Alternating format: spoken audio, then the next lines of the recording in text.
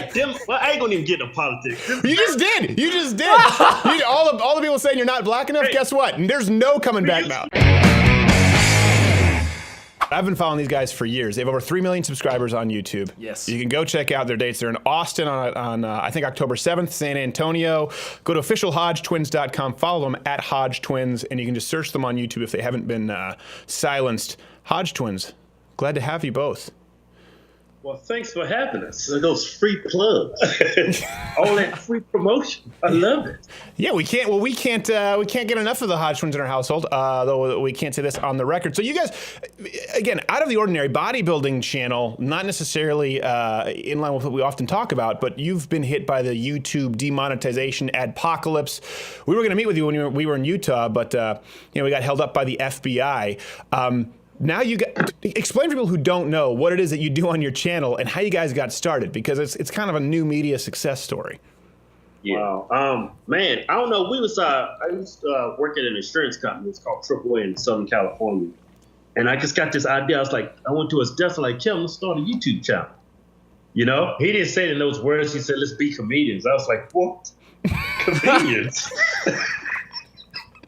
I thought he was smoking crack again, but. Yeah. But anyway, we started a YouTube channel. We called it Hodge Twins. We were just pretty much just doing whatever, just random skits and stuff like that. And it dwelled into doing current events. Yeah. Because to do comedy sketches, you need more than one person. Yeah. And then when we did a comedy sketch, everybody wanted to change all the lines. So so we actually went into fitness, and that's when things really took off for us. Okay, so before this started, you guys were about 110 pounds soaking wet, and then you realized, man, we got to lift some weights and do our YouTube channel. I was about 250 pounds soaking wet, and fat. And you started at Planet Fitness. I remember you guys started at Planet Fitness early on, which is the bane of my existence. Not a big fan, but I remember you did a video on that. I'm banned from Planet Fitness for life. I don't know if you know this. True story. Actually, we back in the day, man, we had a membership at Planet Fitness. The reason behind it was because when we worked at an insurance company, we got fired because we was cussing in the YouTube video. So we had to give up our 24-hour fitness membership because it was too expensive. It was like $25. So we went to Planet Fitness. It was like $10 at the time. Yeah. So that's why we had a Planet Fitness gym membership. Yeah, no squat rack there. Yeah, I was kicked out for going in as a tranny, so that's actually a whole different reason. They had the whole men going into women's locker rooms, and so I just went in as a woman to Planet Fitness. They let me in totally fine, but by the third one, I walked in and like, Steven, we know who you are. You're not allowed at any Planet Fitness please ever again. Hey, but y'all got rights now, man. Y'all can use the bathroom now, man. They just passed all these laws. I know, but apparently they knew that we had a YouTube channel at that point. They're like, we don't think you're being sincere, and I'm like, but I am being sincere. I'm not Steven anymore. I'm Stephanie. And it's just... That is racism, man. That's racism. Well, okay, speaking of which, you guys get a lot of crap. You just did a DNA test on your channel from the black community for, what is it, not being black? Is that the deal? These happy nowadays. Used to be tripping, man. Okay, look, first of all, let me just put it out there with black. Lay down the foundation. Yeah, lay down the foundation. Yeah, both my parents are black. Yeah. Now, my great-grandma, she was white. Yeah. Okay. She was a pretty young thing, too. Got with that black dude, and that's why we here. Yeah. But we would say comments in our videos, and like black people's like, you know what? I'm not comfortable with this. Y'all not dark enough to be talking like this. And plus, they say we sound like some rednecks when we talk, so because we got a strong country accent. So I sound like Yosemite Sam, I guess. Well, there's we talk about a lot of common ground with actually white Southerners and blacks from even like urban Detroit. A lot of the same terminology, a lot of the same slang, and that comes from basically sort of a common history here in the United States. Hate to say it, some of that not so pretty with the slavery, but we got past it. We're doing better. Yeah. So that's a long time ago, man. Yeah. It's 2017. Let's go. Well, so I don't know if I'm outing you here, but you said off air, you're like, oh yeah, were you at the Ben Shapiro thing in Utah? So you guys are aware of him. You're I wouldn't fans, but you like some of his content? Yeah. We definitely like a lot of his content. I watch his stuff on YouTube and I follow his podcast. So I just like him how he put Those damn liberals put them in their place, man. It's like them. Well, I ain't gonna even get into politics. You just did. All the people saying you're not black enough. Hey, guess what? And there's no coming back now. We used to be, I would say, liberal. Yeah. But as we got older, I started to actually think more for myself. So we like right now, I would say we're leaning towards the right. I got one foot in the right. Right. I got the other foot that used to be on the left side. I done picked that foot up. So you're doing pistol squats on the right, and you haven't figured out where you land yet. Yeah, we just don't like how the liberals, they paint everything like everything's according to race and stuff like that. It's like race. It's like they use an angle to like keep people stuck as being Democrats, you know. A bunch of race pimps, that's what they are. Yeah, race pimps. Yeah, a bunch of race pimps. Bunch of race pimps, that's what they be doing. Yeah. They be pimping them. That's totally. But don't worry. I mean, you'll get maybe this on your YouTube channel. They'll demonetize you, but we're fine. You can say whatever you want here. So you've been hit, obviously, with you. I remember we met. I had been watching you for a while. Not a bodybuilder myself. I've always been more of strength trainer. So practical purposes. But we can get into that another time. But you guys sent me a direct message saying like, yeah, man, we got demonetized. We kind of knew it, but you that's pretty f***ed up, man. Because you realize it happened to me, and it's like what we do is really pretty clean stuff, and it happened to us. Was that a part of kind of your awakening process? Do you think you just saw the left's trying to shut everything down? Yeah, that's definitely what they're trying to do. Yeah, everything's so PC nowadays. You can't talk about anything. Yeah, anything that's controversial, even if it's true, you can't talk about it unless you're a liberal. Then it's just pushed everywhere. It's pushed in your face. I mean, every time I look at something, somebody's talking about Donald Trump. I went to Australia to do comedy shows down there. Got in the cab. Dude said, hey, what do you think about your president, Donald Trump? I'm like, dude. It's like an infatuation with this guy. And that's all everybody talks about. It's like, I'm like sick of it. You can't look at nothing. I don't even look at CNN no more. It's just bash Trump 24/7 over there. Well, I look at it because I want to see what they're saying. I look at it when Ben's over there talking.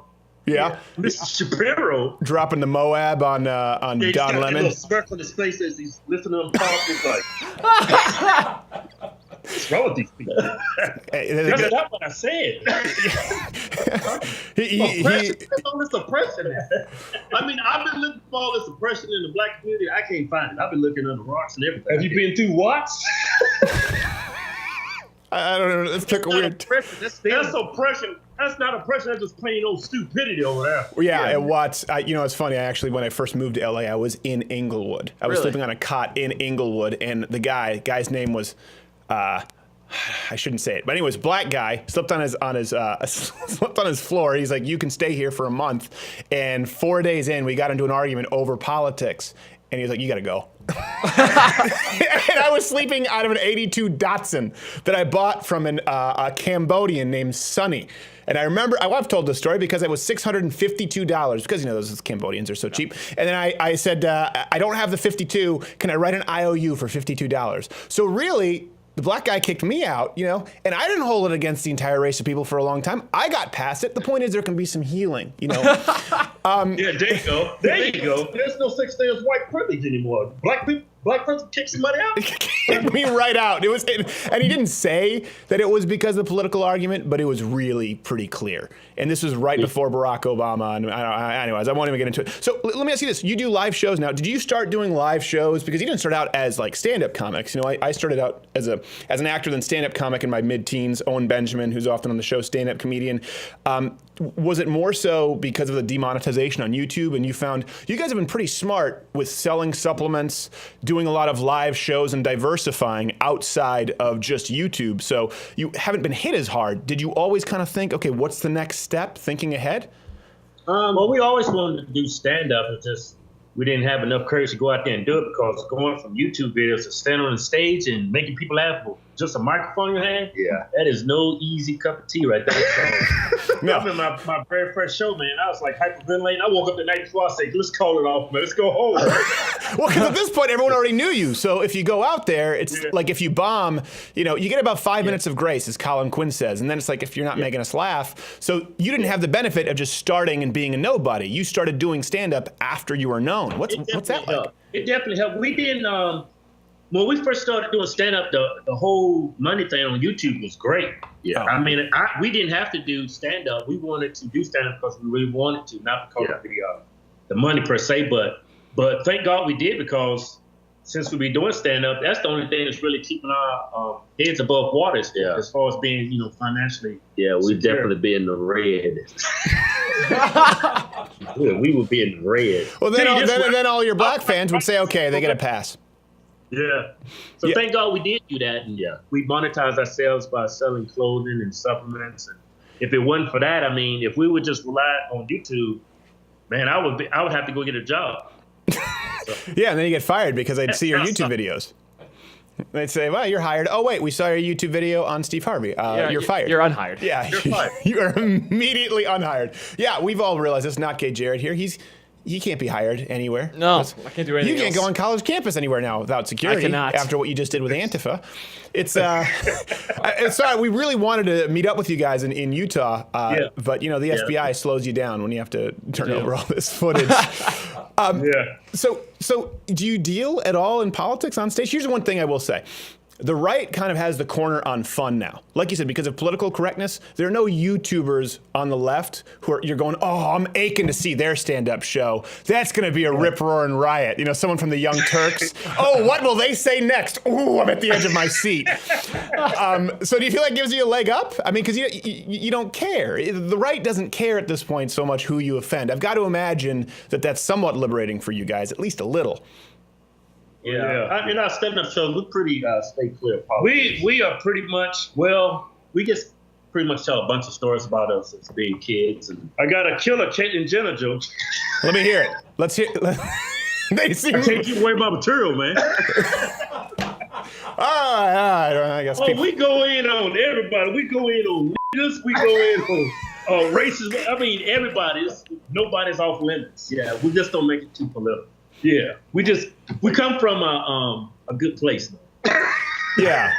Now, how do you balance being on the road and obviously fitness, but staying in shape? Do you just hit road gyms? Do you bring resistance bands with you? What do you do? It's pretty rough when we do shows. I would say 50% of the time we'll hit the gym, but most of the time it's like after I do a show and the meet and greet. Yeah, I'm wiped out. I want to go back to my hotel room. And we never realized before we started doing our stand-up shows, like when you're on stage for an hour. Man, it's like running a marathon. Oh, yeah. It is taxing. Yeah. And then sleeping in the strange beds and then flying. And, man, it is rough. I remember we did, I think, 10 shows in California. Yeah, in 5 days. Oh, geez. Because we had 2 shows back-to-back days in San Diego. Then before that, we was hitting some other cities. So you had to get some stage legs. Does one of you get? Not Gay Jared knows this. I always have. These are my diva requests: stage, microphone, and for 45 minutes before the show, a green room. Because sometimes I'll do private gigs or I'll go on college campus and they'll try and do the meet and greet before the show or something. And I'm like, it's happened when I've been with you. Yeah, it's happened when you've been with me, or people are coming in, they're pitching sketches. I'm like, listen, I don't mean to be a jerk, but I need 45 minutes just to be by myself, focus, because it is exhausting. Is one of you more cranky than the other, or are you both just? I imagine you two like velociraptors in the kitchen in that Jurassic Park scene, just constantly biting at each other's necks. You know what? When we come out on stage, the fans, their energy is so high, it keeps us going. Like what I found to be very important when you're touring, you need a nice hot shower, and when you show up to your show, if your fans are like, showing you love, they lit. I mean, it keeps you going. If you walk into a show, I've walked into shows, people seem like they're tired. Oh, it could be a drag. Yeah, it just sucks. The first couple of jokes, you know if it's going to be a good show or not. Yeah. And I'll say a joke and it doesn't hit. I'm like, well, I'm running through these jokes. Yeah, I know. Some crowds is just, and it's kind of weird because Oh, you froze again. Oh, I froze? Well, you know, hold on, son. Yeah, if you just show... Is it... This is almost more funny for the show. Can you guys hear me or no? I don't even think they can hear me. There you go. Oh, all right. You can hear me? Yeah, I was going to say, you know, I had that actually back in my... I forgot what I was going to say. I got such a That's okay. I can do the host gig, and I can... Do it again? Did I freeze up again? There we go. You probably hear somewhere. Yeah, we can hear you the whole time. So just, you know, but act like we can't. That's better for the show. I had that for a while when I was young. I was 19, and I won a MySpace comedy contest. It was called So You Think You're Funny. And you know what the prize was? I got to perform with Black Boy, Two Eyes, and Bruce. Oh, and, wow. and Really? so I got to That's open proud. up for them. Yeah, no money though. But just imagine me opening up for Bruce and Black Boy. How was that crowd? Yeah, that crowd was okay. I realized none of these jokes work, and I just joked about how white I was, and I didn't realize this. Speaking of the racial healing, I had to introduce Bruce, and I would introduce him. It was like any other stand-up show. Looking around, I'm thinking like, oh, he had a heart attack in the green room. Like he's not coming out. He's dead. He came out with an entourage like Mike Tyson, and he walked out slowly, and it would have like, you know, blaring hip hop, and he'd have a full entourage, and he would take a minimum of a minute and a half to get to the stage, and the light would follow him. So I'm just this lone white kid, 19 years old, like, yeah, Bruce, yeah, he's big fat black guy, really funny, Bruce. It was the most awkward thing, and you realize really early, the audience is honest. You're like, this isn't gonna work. Yeah, and it's crazy too. He has a black audience though. Like our audience, our audience. A lot of people, you know, they assume that we have a black audience, but I would say 70% of our audience is white, Asian, Hispanic, and then I would say 5% black. Yeah, well, after the DNA test, maybe you'll get it up to 6. All right, so if people want to, like, you know what? I was wrong about them, man. I'm rethinking my whole life's purpose. Because of them DNA tests. All right, it is officialhodgetwins.com, and they have some good training advice over there too. I know you're inundated with YouTube now with just a bunch of horrible training tips from people who are loaded to the gills with juice, but they swear that they're not. You can follow them at Hodge Twins. Hey, I don't know which one's Keith, which one's Kevin. Thank you guys, and well, let's be honest. You're interchangeable at this point, and come back soon, guys. Okay. Hey, before you let us go, we're going to stand a pledge of allegiance. Pledge of allegiance. Do you know it? This country. Some people have no respect. See, he was like, okay, he's looking for an out. I tell you what, I'm gonna give you the out and play that music. We'll let him come back next time and do the Pledge of Allegiance. That's how we'll lead it. Hey, did you enjoy this video? Here's the thing, you're here, this is the end of it, so we don't care because you already watched it. But if you really didn't like it and you want to justify it, leave a comment below telling us why you didn't like the video. And if you liked us, let us know. And subscribe to the channel, because that lets the overlords at YouTube know that, you know what? You're all right.